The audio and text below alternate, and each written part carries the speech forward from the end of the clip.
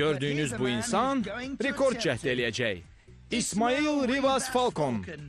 Dəbdəbəli insanın maraqlı adı. Onun bugünkü rekord cəhdi. Gördüğünüz bu qatarı 10 metr məsafəyə dartmaq olacaq. Amma bu cəzbedici qızlar onun içərisində oturandan sonra.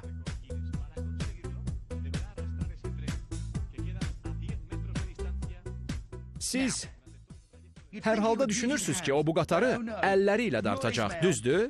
Təbii ki, yox. İsmail bunu qayğı ilə bəslədiyi saqqalı ilə eləyəcək. Niyə görə saqqalı? Çünki o bunu bacarır.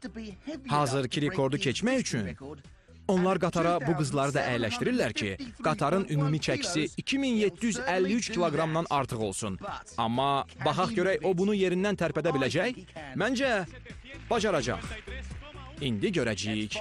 Onun saqqalına taxdığı bu mexanizm saqqala düşən yükün müxtəlif nöqtələrə bərabər paylaşmasını təmin eləyir. Lakin məncə yenə də bu iş biraz əzablı olacaq. Hakim bu mexanizmin onun üzündə düzgün yerləşib yerləşmədiyinə baxır. O hazır görünür və başlamaq istədiyinə işarə eləyir. 3, 2, 1 və başladı. O irəli dartır, heç nə alınmır. İlahi, mən şokdayam. Deməyə sözüm yoxdur. Onun bədənini hansı bucaq altında saxladığına baxın. Hər halda 45 dərəcə ilə hərəkət eləyir. Bu ona rahat dartmağa imkan yaradır. Qatar sürətlə irəli doğru hərəkət eləyir. Mənə elə gəlir qızlar da bu haldan zövq alırlar. Məncə o artıq partlayacaq. Demək olar ki, finiş xəttinə çatıb. Və budur, o bacarır. O həqiqətən böyük bir yükdən azad olmuş kimi görünür. Tamaşaçılar da onu çox sevdilər. O artıq yeni dünya rekordu sahibidir. İndi isə gəlin bir də nəzər salaq. Baxın, qatar yavaş-yavaş yerindən tərpənir. İnanılmazdır. 3000 kiloqrama yaxın bir yükü saqqalı ilə dartmaq. Möhtəşəm. Bəlkə də o gələn il yenidən gələcək.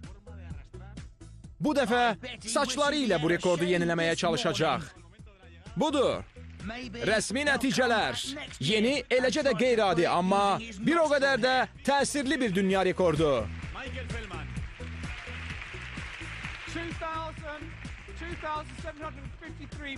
10 metr məsafəyə 2753,1 kiloqramlıq qatarı saqqalı ilə dartmaq.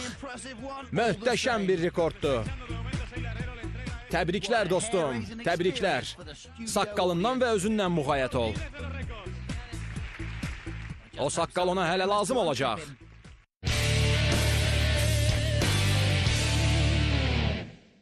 Yeni Zelandiya Guinness Rekorlar kitabı verilişində